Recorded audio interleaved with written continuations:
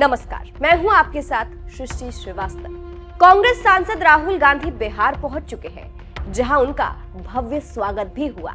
वो संविधान सुरक्षा सम्मेलन कार्यक्रम में दहाड़ भी लगा चुके हैं, जो कि मोदी नीतीश के लिए बहुत बड़ी टेंशन है। ऐसा इसलिए भी क्योंकि राहुल के आने की खबर से ही गजब का माहौल बन गया था।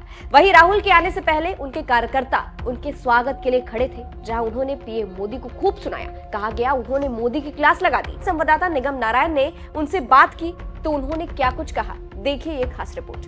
पिछले चुनाव में उन्होंने ये काम किया था और जिसका नतीजा है कि जो 400 पार का नारा था वो फेल हुआ था।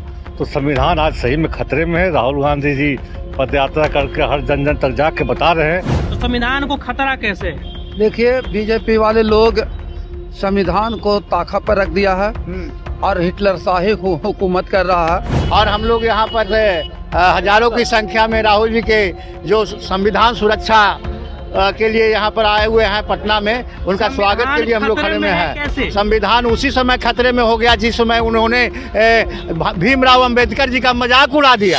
नेता प्रतिपक्ष राहुल गांधी और आज जो है पटना आने वाले हैं संविधान सुरक्षा सम्मेलन करने के लिए। अब ऐसे में उनके जो समर्थक हैं, उनके जो कार्यकर्ता हैं, वो उनका स्वागत करने के लिए पटना के सड़कों पे खड़े हैं। अब आइए इन सभी से बातचीत करते हैं और जानते हैं कि आज क्या कुछ उनका कार्यक्रम पटना में रहने वाला है और आखिरकार ये संविधान को सुरक्षा करने का क्यों जरूरत है। सबसे पहले क्या नाम हुआ सर आपका? मैं डॉक्टर शशि शेखर सिंह। अच्छा। मैं महागठबंधन प्रत्याशी था पिछले विधानसभा क्षेत्र में, कांग्रेस के वजीरगंज विधानसभा क्षेत्र से। हम लोग वजीरगंज के धरती से यहाँ आए हैं, राहुल जी का स्वागत करने हम लोग यहाँ आए हैं। संविधान के सुरक्षा सम्मेलन में राहुल जी पटना और देश के हर कोने में जा कर संविधान कैसे बचाया जाए, पिछले चुनाव में उन्होंने ये काम किया था और जिसका नतीजा है कि जो 400 पार का नारा था वो फेल हुआ था। तो संविधान आज सही में खतरे में है। राहुल गांधी जी पद यात्रा करके हर जन जन तक जाके बता रहे हैं कि हमें जो हमारा उचित न्याय है हमें नहीं मिल रहा है, हमें मिलना चाहिए। तो हम लोग उनका मनोबल बढ़ाने के लिए, उनका साथ देने के लिए यहाँ खड़े धूप में हम चाहते हैं कि वो हमें देखें और उनको लगे कि गया के धरती से भी उनको समर्थन पूरा प्राप्त मिल रहा है। कांग्रेस के नेता ही आरोप लगाते हैं कि ईवीएम हैक करवा लेते हैं मोदी जी, और फिर आप भी यही बात कर रहे हैं कि 400 पार का नारा उनका फेल हो गया। तो ये कैसे देखिए, दोनों अलग मुद्दा है। 400 पार का नारा फेल हुआ लोकतंत्र में, ये कहना बड़ा मुश्किल है। अभी जब तक ये प्रूव न हो जाए हम तो लगाते हैं, हम तो कहते हैं कि बैलेट पेपर से चुनाव होना चाहिए। ईवीएम पर अगर तमाम विपक्ष के दल को अगर सहमति नहीं है कि ईवीएम से नहीं चुनाव होना चाहिए, तो उसको सरकार को दिक्कत क्या है? अगर हम तमाम विपक्ष लोग चाहते हैं, हर दल के लोग चाहते हैं कि ईवीएम से चुनाव ना हो, एक बार चुनाव करा के बैलेट पेपर से देख ही लीजिए। आपका जनता में समर्थन है तो आप चुनाव जीतिएगा। लेकिन अगर संशय है, अगर संशय हमें है, अगर जनता को लग रहा है कि हम वोट दे रहे हैं, वोट हमारा कहाँ जा रहा है हमें पता नहीं चल रहा है, तो सरकार को इस बारे में सोचना चाहिए कि जनता 30% क्यों न हो, 40% क्यों न हो, लेकिन अगर उनका मांग है ईवीएम हटाने के लिए तो इसमें दो राय नहीं है कि ईवीएम हटना चाहिए। अच्छा सर, आपको लगता है कि संविधान को सुरक्षा करने की जरूरत है? आखिरकार संविधान खतरे में कैसे है ये बताइए। देखिए, संविधान खतरे में तभी है जब भी क्या हुआ है, जब भी मोदी जी भाषण दिए थे तो उनके तमाम सांसद जो वर्तमान थे या पूर्व मंत्री थे वो कहते थे कि एक बार हम 400 पार हो जाएंगे तो संविधान बदलेंगे। एक नैरेटिव देश में जा चुका था, नया संसद बना है और नया संविधान भी लागू होगा। उसी को लेकर तमाम विपक्ष के लोग हर जगह जाके बोले कि देखिए, आज अगर एक सरकार बनती है फुल मेजोरिटी से तो कोई दिक्कत नहीं है। जैसे जैसे नियम कानून जो ला रहे हैं, जिस तरह गब्बर सिंह टैक्स लाया, जीएसटी लाया, मतलब नोटबंदी लाया, ऐसा कानून लाया जो जनता के लिए बहुत ही दुखदायक था। लंबी कतार में लोग नोटबंदी में झेल चुके हैं, लोग मरे हैं लोग पैसा निकालने के लिए। तो ये विफलता इनकी दिख रही थी, तो इनका जो घमंड था कि हम पार करेंगे तो जिस हिसाब से चाहेंगे हम संविधान बदल लेंगे, उसी के तहत हम लोग चुनाव में गए। चुनाव में हमने सब बात रखा और नतीजा है कम से कम थोड़ी गाड़ी रुकी है, उनका घमंड थोड़ा कम हुआ है। उम्मीद करते हैं कि अब कोई भी ऐसी तैसी बिल जो इन्होंने पास किया था बिना किसी बहुमत के, वो अब नहीं होगा। अच्छा, चलिए और भी इनके कार्यकर्ता यहाँ पे मौजूद है। क्या नाम हुआ सर? मेरा नाम है जय कुमार। क्या कहेंगे जय जी, आप लोग राहुल गांधी जी का स्वागत करने के लिए यहाँ पर खड़े हैं और संविधान सुरक्षा न्याय सम्मेलन होने वाला है, तो संविधान को खतरा कैसे है? देखिए, बीजेपी वाले लोग संविधान को ताखा पर रख दिया है और हिटलर शाही हुकूमत कर रहा है। हिटलर शाही के तहत कोरोना जैसे काल में देश को जीडीपी किसान बचाया 4 लेबर कोड कानून ला करके और 3 किसान बिल ला करके देश के किसानों और श्रमिकों को अपमान किया। फिर तो वापस कर लिया ना वो, जब नहीं वापस नहीं किया है, सिर्फ बोला है, अभी तक वापस नहीं हुआ है, वापस नहीं, कानून नहीं लगवा। अभी भी हमारा किसान टिकरी बॉर्डर पर आंदोलन में बैठा हुआ है। तो जब भी बीजेपी जो सरकार है जनता के हित में काम नहीं करती है, इसी के लिए राहुल गांधी जी संविधान के जो बाबा अम्बेडकर साहब का लिखा हुआ संविधान है उसके बचाने के लिए बार बार ये संविधान बदलता है, अपना कानून बनाता है। तो जन जन से मिल रहे हैं हम लोग, राहुल गांधी को सम्मान बढ़ाने के लिए, उनको हौसला बुलंद करने के लिए गया जिला से चलकर आए हैं यहाँ पर। अच्छा, तो आप लोग को लग रहा है जैसे बिहार में तो कांग्रेस का प्रभाव कम दिखता है, विधायक भी बहुत ही कम जीते हुए हैं, संसद भी बहुत कम जीते हुए हैं, तो लग रहा है कि ऐसे में आप लोग बिहार में बीजेपी का कुछ खास बढ़ चढ़ कर विरोध कर पाएंगे? विरोध हम लोग करबे करते हैं। हम लोग इंडिया गठबंधन है, इंडिया गठबंधन के मार्फत से हम लोग विरोध करते हैं। अभी हमारा जनाधार कम है, लेकिन धीरे धीरे आगे बढ़ेगा, अग्रेसिव होगा। ऐसा बात तो नहीं है कि बढ़ेगा। हम 70 साल 60 साल राज कर चुके हैं, हम देश को आजाद कराया। बीजेपी वाले कै को आजाद कराने में, कै को स्वतंत्रता सुनानी है? कोई भी नेता को कहाँ सजा हुआ था? सजा हुआ था तो सावरकर तो दलाली करते थे अंग्रेज का, उनका वकील थे, और उसको जैसे कि भगवान मान रहा है। हमारा गांधी जी के मूर्ति रख करके और उन्हीं के नीचे काम करता है, उन्हीं का अपमान करता है, गांधी जी का अपमान करता है। वो तो सावरकर को मानता है, नाथूराम गोडसे को मानता है, गांधी जी को कहाँ मानता है? बीजेपी वाले लोग, भाजपा वाले गांधी जी को नहीं मानते? नहीं मानता है, खाली उनके नजदीक रह करके, उनके छाया में रह कर काम करता है। उनके फोटो का खाली फायदा उठाते हैं, फायदा उठाता है। हाँ सर, कुछ कहना चाह रहे हैं? हम कहना चाह रहे हैं कि आप लोग अगर सत्य दिखाना चाहते हैं तो अभी जब वारंट निकला है गौतम अडानी पर और सागर अडानी पर, पूरा हिंदी पेपर और पूरा मीडिया कोई क्यों नहीं निकाल के दिखा रहा? और जहाँ तक कि आप संविधान की बात करें, जब अमित शाह बनाए हुए संविधान को पूरा भारतवर्ष जिसको अम्बेडकर को मान रहा है और वो अंगुली उठाते हैं पार्लियामेंट में, सब अम्बेडकर अम्बेडकर अम्बेडकर बोलते न हैं। वो तो कह रहे हैं कि ये सब फैशन बना लिया। अरे भैया तो बोलते हैं वो कि फैशन हम बना लिए हैं। पार्लियामेंट की बात ही झूठी है, पार्लियामेंट का भी कैमरा झूठ बोल रहा है। इसे बताओ, इस प्रश्न का तुम जवाब दो। कि पत्रकार आज के डेट में जो दिखना चाहिए, जो सरकार की नीति है उसका आईना होता है लोकतंत्र का चौथा स्तंभ, वो आज के दिन में ध्वस्त हो गया है। इनका कहना है कि एनडीटीवी जैसा चैनल जो बावकता से दिखाता था उसको भी अडानी ने खरीद लिया है, अंबानी का सारा न्यूज़ चैनल हो चुका है। तो जो बुनियादी सच है, वो जनता को जानने का जो हक है, लोकतंत्र का जो चौथा स्तंभ आप लोग हैं, उसके खिलाफ कहीं ना कहीं आक्रोश इनके माध्यम से किसान नेता है पुकार बाबू ये अपना बोल रहे हैं। लेकिन इनका कहना ये है कि अगर जो अम्बेडकर को फैशन बताने वाले, तो अम्बेडकर फैशन नहीं है, अम्बेडकर एक सोच है।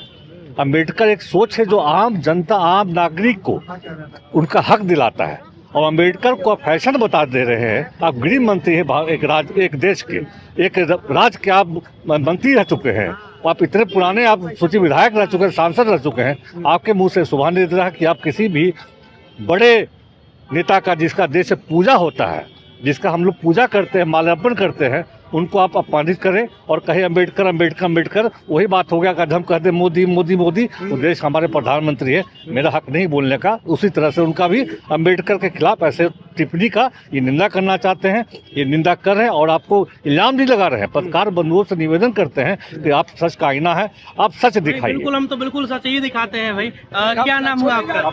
हम रंजीत सिंह, कांग्रेस प्रखंड अध्यक्ष मानपुर। अच्छा, गया जिले के वजीरगंज विधानसभा क्षेत्र से हम लोग आए हैं और हम लोग यहाँ पर हजारों की संख्या में राहुल जी के जो संविधान सुरक्षा के लिए यहाँ पर आए हुए हैं पटना में, उनका स्वागत के लिए हम लोग खड़े में हैं। संविधान उसी समय खतरे में हो गया जिस समय उन्होंने भीमराव अंबेडकर जी का मजाक उड़ा दिया।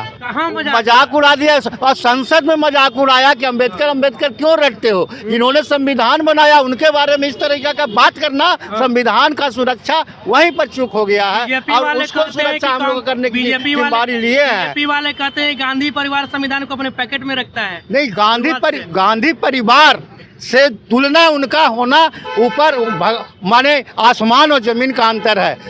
गांधी परिवार जैसे एक देश के लिए देश के लिए कुर्बान हुआ एक गांधी परिवार। ये आप सभी मीडिया बंधु जानते हैं कि इंदिरा जी शहादत हुई, राजीव जी शहादत हुए, ये देश के लिए, इस संविधान बचाने के लिए। आज कहते हैं, भाजपा वाले कहते हैं कि हिंदुस्तान के हिंदू खतरे में है। तो हिंदू खतरा में है कि संविधान खतरा में है? कहाँ हिंदू खतरा में है? जहाँ ऊपर से नीचे तक हिंदुए हैं तो वहाँ कहाँ हिंदू खतरा में है? और किस टाइप के हिंदू खतरा में? हम लोग भी हिंदू हैं, कहाँ हम लोग का खतरा है? किसी तरह कोई खतरा नहीं है। और संविधान के विरोध में कोई भी बोलेंगे तो उनके लिए राहुल गांधी जो रथ खोले हैं, उनका रथ के साथ हम लोग खड़े हैं। आज पटना में उनका स्वागत के लिए हम लोग वजीरगंज विधानसभा क्षेत्र से खड़े हैं। मैं रंजीत सिंह, कांग्रेस प्रखंड अध्यक्ष, मानपुर। चलिए, तो इस प्रकार से जो कांग्रेस के समर्थक हैं, राहुल गांधी के जो समर्थक हैं, वो अपना अपना प्रतिक्रिया दे रहे हैं, चूंकि राहुल गांधी अब जो है यहाँ आने वाले हैं। सर, क्या नाम हुआ?